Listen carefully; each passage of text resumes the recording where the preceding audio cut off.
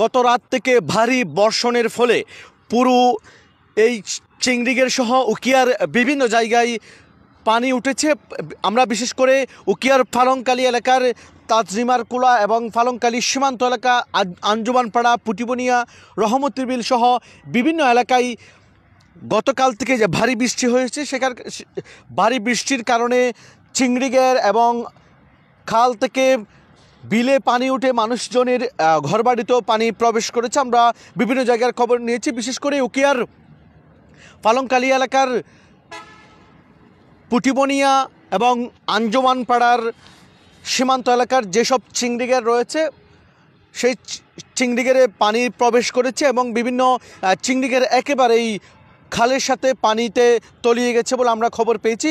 এবং অন্যদিকে ফালংকালীর তাজরিমার কুলা, যেখানে মানুষজনের ঘরবাড়ি একেবারেই খালের পাশাপাশি, সেসব ঘরেও পানি প্রবেশ করেছে আমরা দেখেছি। তবে বড় ধরনের কোনো ক্ষয়ক্ষতি না হলেও উকিয়ার রোহিঙ্গা ক্যাম্পে যেখানে পাহাড় ধসের ঘটনা ঘটেছে, সেখানে এই পর্যন্ত 10 জনের মৃত্যু হয়েছে বলে আমরা জানতে পেরেছি। এবং উকিয়া থানার ভারপ্রাপ্ত কর্মকর্তা মোহাম্মদ শামীম হোসেন তিনিও 10 জনের খবর নিশ্চিত করেছেন এবং এই 10 জনের মধ্যে 2 জন বাংলাদেশিও আছেন বলে আমরা জানতে পেরেছি।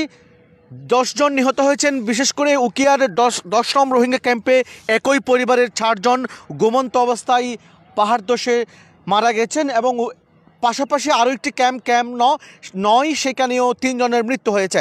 এবং ক্যাম্প 1W সেখানে ফুতুনি নামে একজন মহিলার মৃত্যু হয়েছে, সেটি সকালেই সেখানে পাহাড় ধসের ঘটনা ঘটে তার মৃত্যু হয়েছে। এবং ক্যাম্প 14 সেখানে একজন বাংলাদেশি মানুষও পাহাড় ধসে মৃত্যু হয়েছে।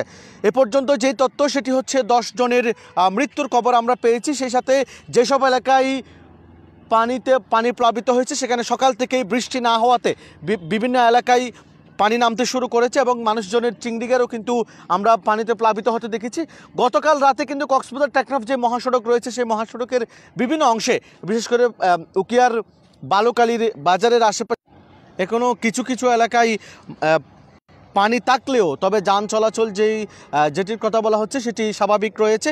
এবং কক্সবাজার টেকনাফ মহাসড়কে গতকালকে রাতে কিন্তু পানির কারণে যান চলাচল কিছুটা বন্ধ ছিল। আমরা বিভিন্ন জায়গায় খোঁজখবর নিয়েছি এবং মানুষজনের চিংড়িগার সেটি তো পানি একটু একটু করে নামতে শুরু করেছে এবং রোহিঙ্গা ক্যাম্পে যেই পাহাড়